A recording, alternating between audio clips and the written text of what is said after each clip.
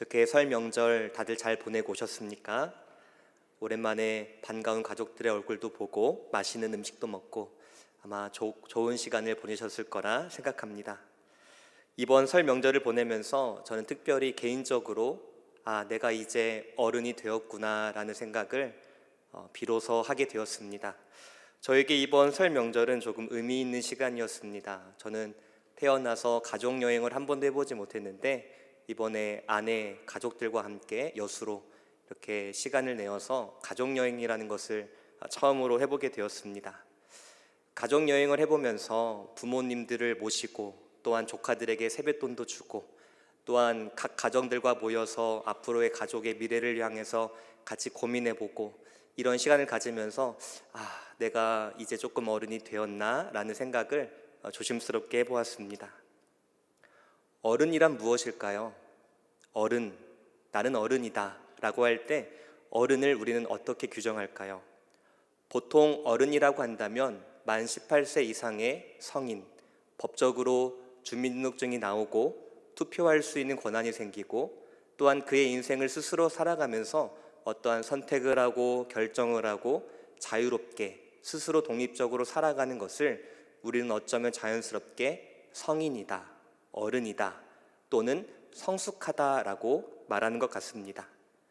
그래야 해서 반대로 누군가는 의존하거나 누군가는 독립하지 못하거나 이런 사람들을 볼 때 오히려 그런 사람들은 어딘가 부족하거나 미성숙한 상태로 보는 경우도 종종 있습니다. 이것이 바로 우리가 무의식 속에서 생각하는 어른을 규정하는 하나의 규정이라고도 볼 수 있고 더 나아가서 인간을 그렇게 규정할 수도 있습니다. 쉽게 말하자면 우리는 인간을 특별히 이 인생을 말할 때 인생은 어떻게 살아가야 하는가, 인간은 어떻게 살아가야 하는가, 누구에게도 의지하지 않고 의존하지 않고 스스로 생각하고 판단하고 결정하고 스스로가 독립적으로 살아가는 것, 그것이 인생이고 어른이고 그것이 성숙한 어른이다라고 말할 때가 많습니다. 하지만 이 생각은 조금만 더 깊이 생각해보면 착각이라는 것을 금방 발견하게 됩니다. 우리는 지금 말을 합니다. 그리고 우리는 걷고 뜁니다. 우리가 말을 할 수 있고 걸을 수 있고 뛸 수 있는 것은 스스로 혼자서 이뤄낸 결과가 아니라 많은 사람들의 도움을 받은 결과입니다.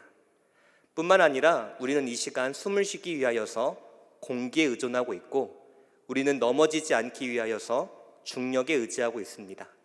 또한 우리는 내가 창조하지 않은 시간의 질서 속에서 시간과 공간이라는 것에 의존하며 살아가고 있고 더 나아가서 우리는 이 세계 안에서 질서 속에서 살아가고 있습니다.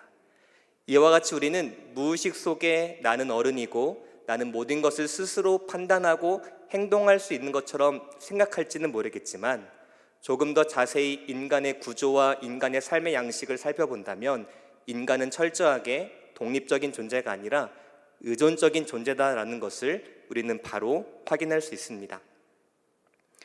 이에 대해서 철학자 중에 맥킨타이어라는 철학자가 있는데 이 철학자는 인간의 존재와 구조에 대해서 이렇게 설명하였습니다. 우리 같이 한번 읽어보겠습니다. 맥킨타이어의 글입니다. 시작. 인간은 자립적인 개인이 아니라 의존적인 이성적 동물이다. 이 맥킨타이어라는 철학자가 인간의 존재와 양식에 대해서 설명하는데 먼저 인간은 동물과 다르다. 어느 부분에서 다르냐면 이성적인 존재이다. 그 이성은 항상 공동체를 중심으로 공동체의 더 나은 방향으로 나아가는 이성을 할 수 있는 동물이다 라고 말합니다. 근데 그뿐만 아니라 동시에 근본적으로 인간은 독립적인 존재가 아니라 의존적인 존재이면서 특히 타인과 공동체의 돌봄을 받아서 그 사람이 존재하고 살아간다라고 말하는 것이죠. 뿐만 아니라 신학자 바빙크도 개혁교회약 제2권 하나님과 창조라는 책에서 이렇게 인간에 대해서 규정하였습니다. 우리 같이 한번 읽어봅니다. 시작. 피조물은 스스로 존재하지 않으며 그 존재와 지속이 전적으로 하나님께 의존한다. 바빙크는 창조주와 피조물의 관계를 정확하게 구별하면서 피조물은 자존할 수 없다. 자존하는 분은 오직 하나님 한 분이시다. 그리고 인간은 자존하고 독립하는 것이 아니라 하나님의 손에 붙들려 유지되고 보존하는 존재이다라고 말하고 있습니다. 맥킨타이어의 글과 바빙크의 글을 종합해 보자면 인간의 의존성은 인간의 약점이 아니라 인간의 본질적인 구조다라는 것이죠. 더 나아가서 인간은 바로 창조주 하나님께 붙들릴 때에 가장 행복하고 아름다운 삶을 살아갈 수 있다라는 것입니다. 이에 대해서 요한복음 15장 5절은 우리에게 이렇게 명확하게 한 번 더 선언합니다. 우리 같이 한번 요한복음 15장 5절 읽겠습니다. 시작. 나는 포도나무요 너희는 가지라. 그가 내 안에 내가 그 안에 거하면 사람이 열매를 많이 맺나니 나를 떠나서는 너희가 아무것도 할 수 없습니다. 인간의 존재에 대한 정확한 진단이자 선언입니다. 인간은 예수 그리스도를 떠나서 아무것도 할 수 없는 존재입니다.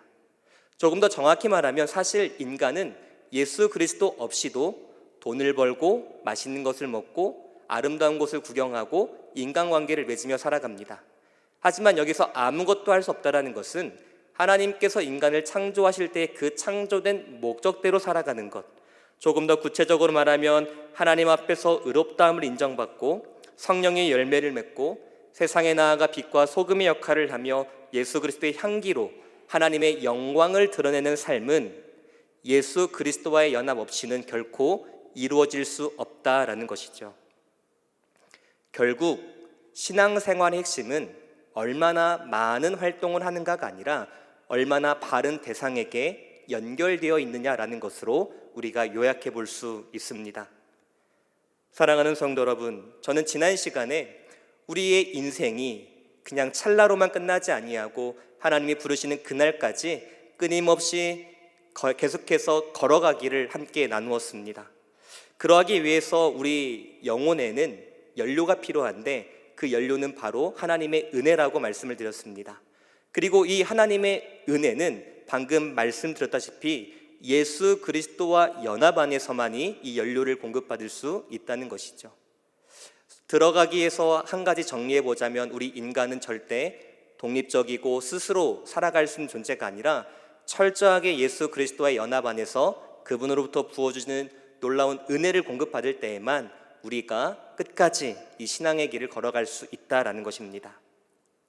그리하여서 오늘 본문은 그 예수 그리스도와의 연합 그리고 그 안에서의 공급받는 이 놀라운 은혜, 이 은혜를 어떠한 수단을 통해서 계속해서 공급받는지, 어떠한 수단을 통해서 예수 그리스도와의 연합이 더욱더 강화되는지 그 은혜의 수단 두 가지를 함께 나누고자 합니다. 먼저 사도행전 2장 42절 본문 말씀을 우리 다시 한번 같이 읽어봅니다. 시작. 그들이 사도의 가르침을 받아 서로 교제하고 떡을 떼며 오로지 기도하기를 힘쓰니라. 우리 인간이 예수 그리스도와의 연합 안에서 그분이 주시는 놀라운 은혜, 더 나아가 참된 샬롬, 이것을 공급받기 위하여서는 두 가지의 수단을 하나님께서 주셨는데 그 첫 번째 수단이 바로 하나님의 말씀이라는 수단입니다. 말씀과 은혜, 이 상관관계는 어떠한 역할을 하는 것일까요? 즉, 말씀이라는 것은 이 은혜에 있어서 어떤 역할을 하는 것일까요? 저는 이 짧은 시간 대표적으로 두 가지 역할을 여러분들에게 강조하고자 합니다. 먼저 이 하나님의 말씀은 은혜가 무엇인지 그 은혜의 내용을 객관적으로 기준하고 우리에게 제시합니다.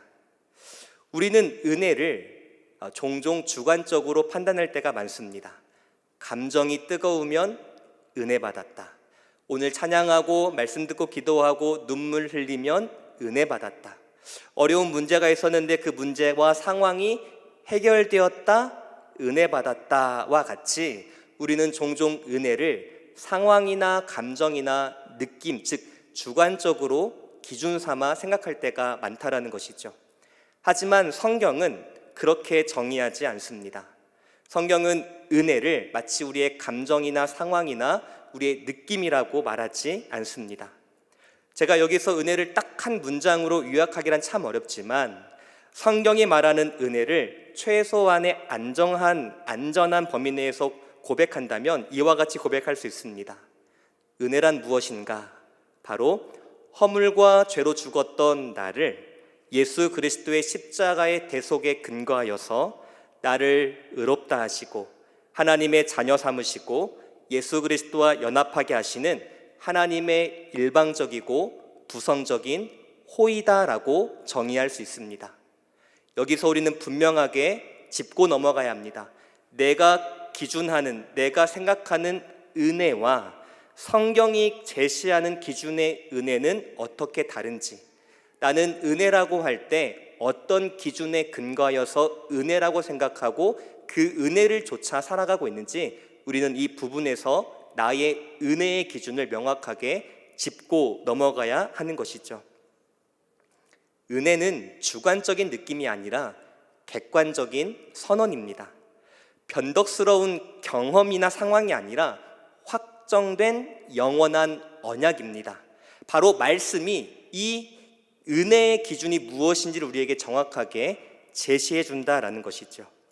따라서 우리가 앞으로 신앙생활을 해야 할 때 가장 중요하게 생각해야 할 것, 가장 가치 있고 유의미하게 생각할 것은 무엇이냐? 항상 하나님의 말씀을 읽고 그 말씀 안에서 은혜가 무엇인지를 바르게 규정하고 그 규정된 은혜를 바탕으로 나와 내 삶을 바르게 해석하는 것, 이것이 우리의 신앙생활의 가장 중요한 하나의 가치다라는 것이죠. 그런데 여기서 가장 중요한 요소는 무엇이냐면 바로 하나님의 말씀이라는 것입니다.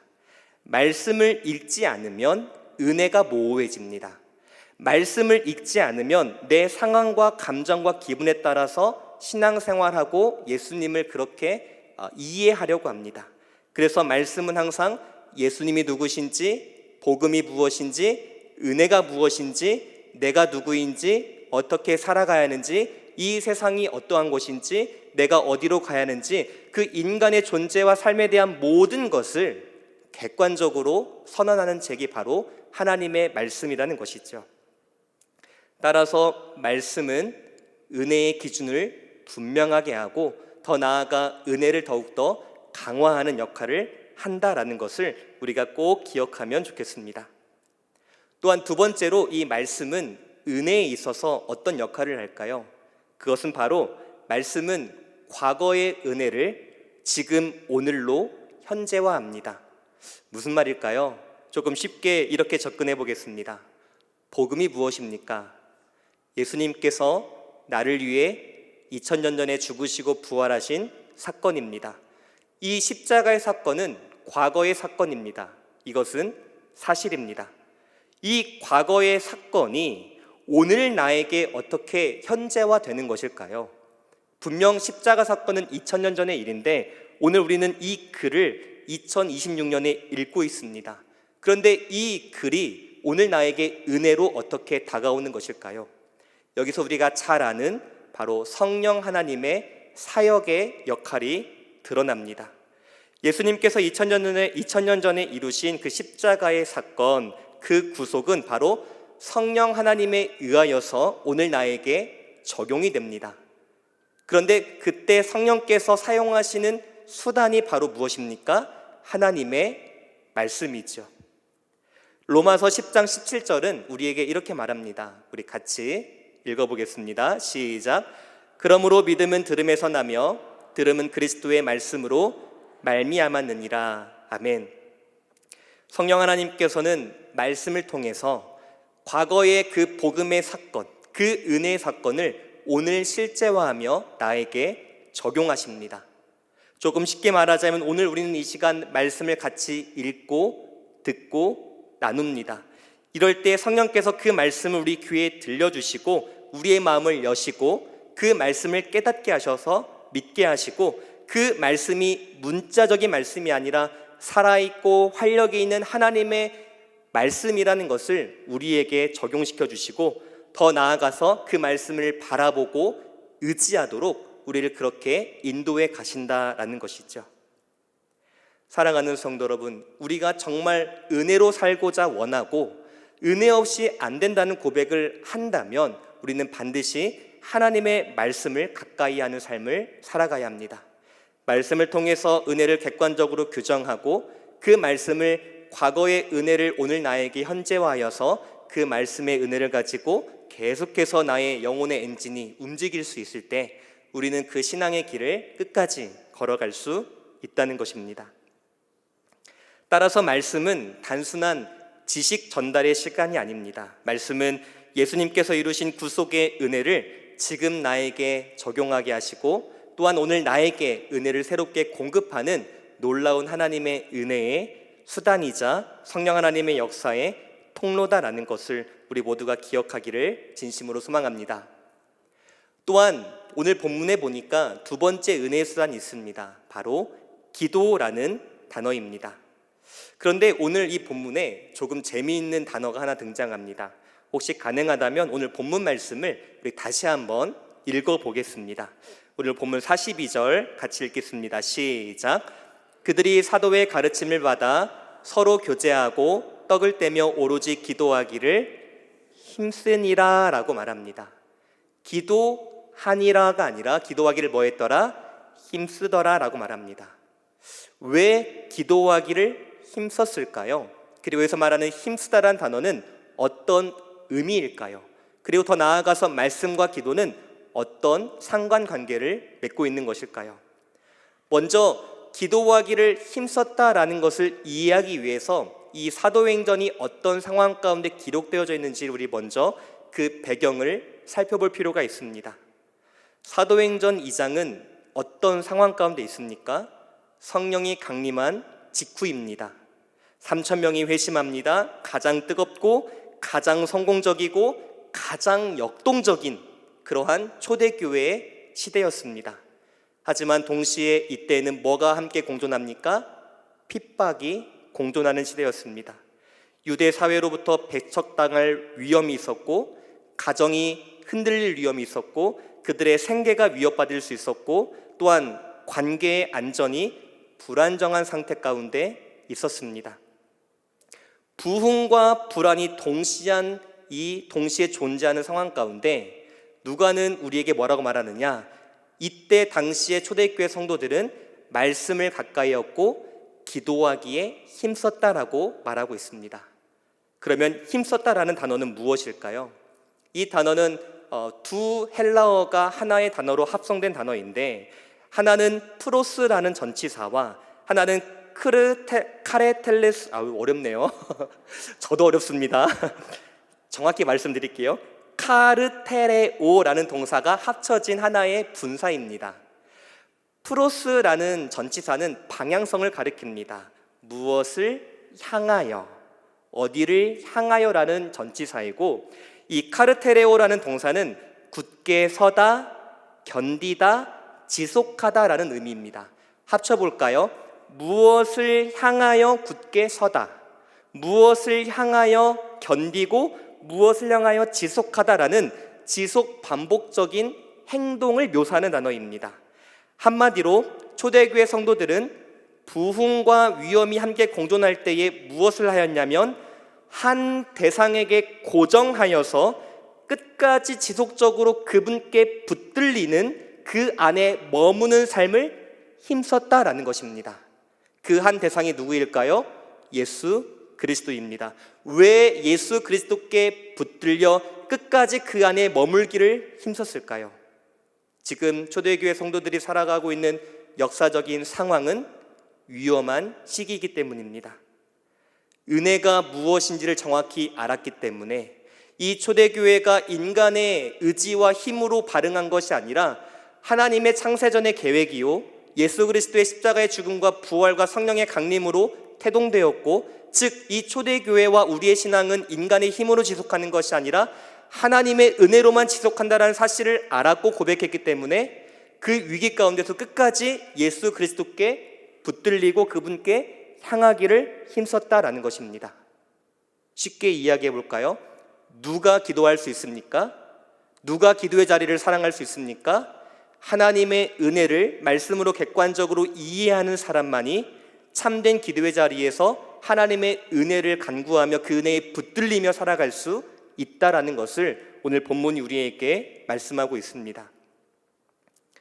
은혜를 모르면 사람은 여전히 스스로 할 수 있다고 착각합니다. 그래서 기도는 어느 순간 선택이 되고 여유가 있으면 해도 되고 안 해도 되는 것으로 취급되고 맙니다. 하지만 하나님의 은혜를 말씀을 기준 삼아서 명확하게 이해하면 이 생각은 완전히 달라집니다. 맞아, 나는 나 스스로 살아갈 수 없으며 나는 주님께 붙들리는 존재야.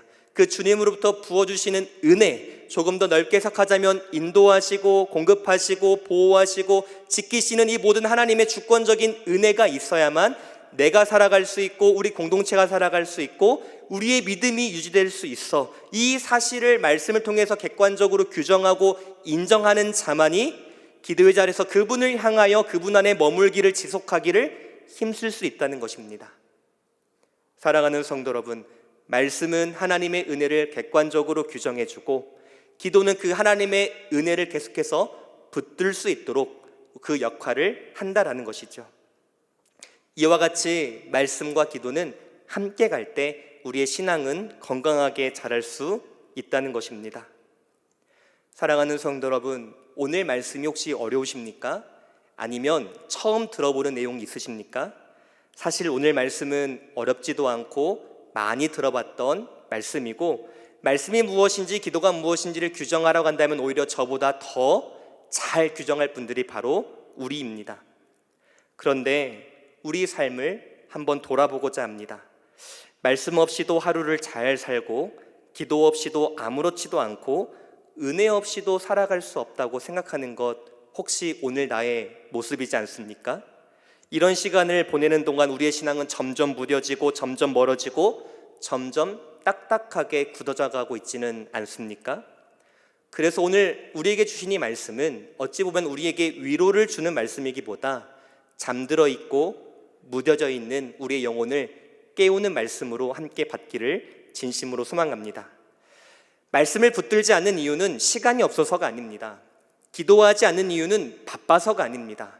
하나님의 은혜 없이는 나는 단 한순간도 존재할 수 없다는 이 신앙의 고백을 내가 진심으로 하지 못하기 때문에 말씀과 기도에 대한 중요성을 우리가 인식하지 못하기 때문에 말씀과 기도의 자리에 나아가지 않는 것이죠. 사랑하는 성도 여러분, 주님의 말씀을 분명히 기억하셔야 합니다.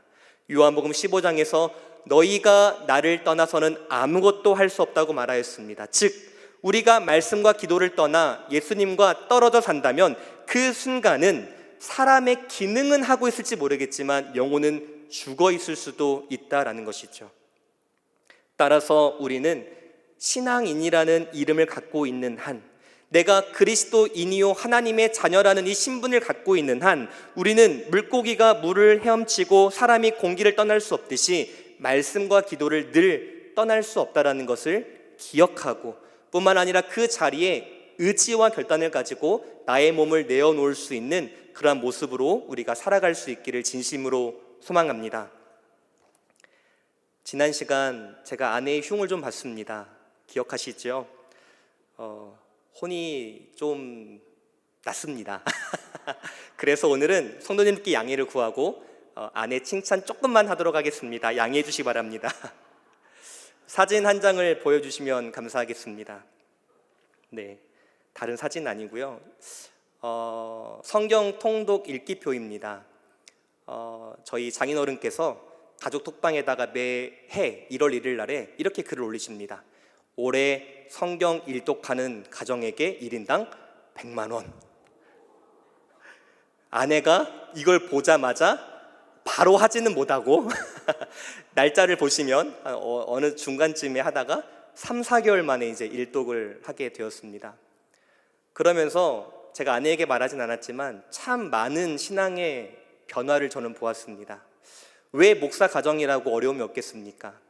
물론 서로 어려움도 있고 때로는 같이 울기도 하고 때로는 하나님이 정말 전능하신 하나님 맞을까? 매일 여기 앞에 앉아가지고 맨날 설교 끝날 때마다 맨날 울고 있고 왜 저희라고 그런 게 없겠습니까? 하지만 말씀의 자리에 의도적으로 나를 노출시키고 말씀 안에서 주님이 어떠하신지, 은혜가 무엇인지, 이전에는 상황에 따라서 은혜를 규정하고 무엇인가 문제 해결을 따라서 뭔가 행복하다라고 그렇게 여겼지만 이제 말씀 안에서 은혜가 무엇인지를 명확하게 이해하고 그 은혜를 따라 걸어가니까 예전에는 1시간 울었으면 지금은 5분 울고, 예전에는 불평을 10가지 했다면 이젠 불평을 3가지로 줄이고, 물론 그 순간순간마다 참 저도 힘들었습니다. 여보 이게 뭐야? 여보 이게 뭐야? 이게 무슨 말씀이야? 이 단어가 무슨 뜻이야? 라고 물어볼 때마다 참 힘들었습니다. 그때마다 제가 한 말이 있습니다. 뭐였을까요? 신앙성장반을 들어. 그러면 다 해결이 돼. 그래서 제 아내가 이번에 토요일 신앙성장반에 신청하게 되었습니다. 사랑하는 성도 여러분, 오해하시지 않았으면 좋겠어요. 저는 이제 이 자리를 통해서 뭔가 사람을 높이고 사람을 칭찬하고 그러려고 하는 것이 아니라 참 감사합니다. 모태신앙이긴 하지만 갑자기 사모가 되었고 신앙이 아직 이렇게 다져지지 않은 상황에서 어려워, 내가 목사야, 당신이 목사지 하고 그냥 이렇게 편하게 신앙생활을 할 수도 있지만 계속 물어보고 궁금해하고 계속 이렇게 말씀의 자리에, 기도의 자리에, 또한 훈련의 자리에 가려고 하는 그 모습이 저에게는 참으로 귀하고, 더 나아가서 이 모습이 우리 교회의 모든 분위기라는 것이 너무나도 감사합니다. 사랑하는 성도 여러분, 제가 이 이야기를 꺼내드리고 오늘 말씀을 드려서 꼭 한 가지만 기억하면 좋겠습니다.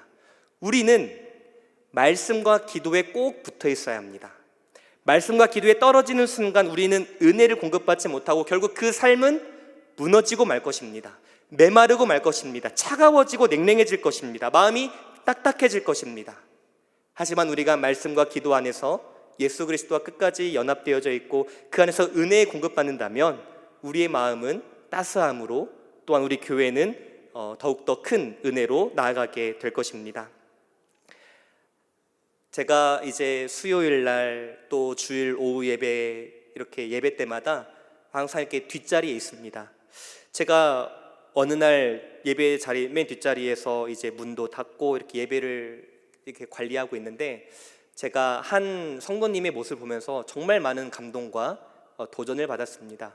이렇게 아이를 케어하시면서 예배를 드리시는 한 성도님이셨는데, 예배가 말씀이 끝나고 기도하는 시간이었습니다. 기도할 때 그 성도님이 어떻게 기도하시는지 아십니까? 아기가 이렇게 걸어갑니다. 보통 어떻게 할까요? 그냥 걸어가나 보다 하고 말거나 아니면 따라가거나 하겠는데, 제가 이것을 좀 보여드리려고, 아기가 이렇게 걸어가면 여기서 기도하시고 또 가시면 여기서 기도하시고. 그 성도님에게서 뭘 보셨습니까? 웃기셔서 웃으신 건 아니죠. 저는 뭘 느꼈냐면, 그 성도님이 말씀과 기도 없이는 정말 살아갈 수 없기 때문에 정말 그 찰나라도 기도하려고, 그 찰나라도 예배하려고 이 예배 자리에 와서 말씀 듣고 기도하는 그 모습이 정말 저는 감동이었고, 목사로서 많은 도전과 많은 뉘우침도 하게 되었습니다. 사랑하는 성도 여러분, 한 가지 질문하고 말씀을 마무리하겠습니다. 정말 하나님의 은혜 없이는 살아갈 수 없음을 진심으로 고백하십니까? 그렇다면 우리 더욱더 말씀과 기도를 사랑할 수 있는 우리 모두가 되기를 진심으로 소망합니다. 우리 함께 이 시간 찬양하며 나아가겠습니다. 다시 복음 앞에 내 영혼 선해, 주님 만난 그때 나 다시 돌아가. 우리 다시 말씀과 기도의 자리로 돌아가서 다시 한번 은혜를 공급받고 힘차게 걸어갈 수 있는 우리 모두가 되기를 진심으로 소망합니다. 우리 함께 찬양합니다.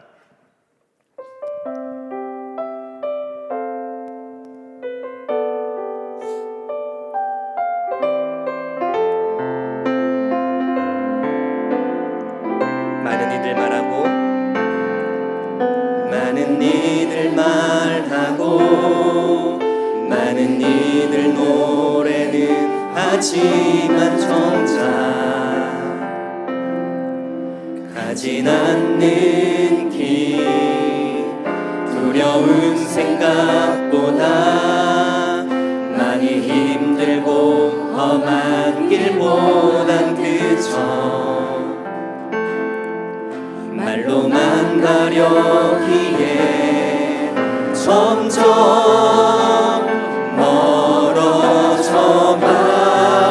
가네. 내게 생명 주었던 그 길 점점 이용하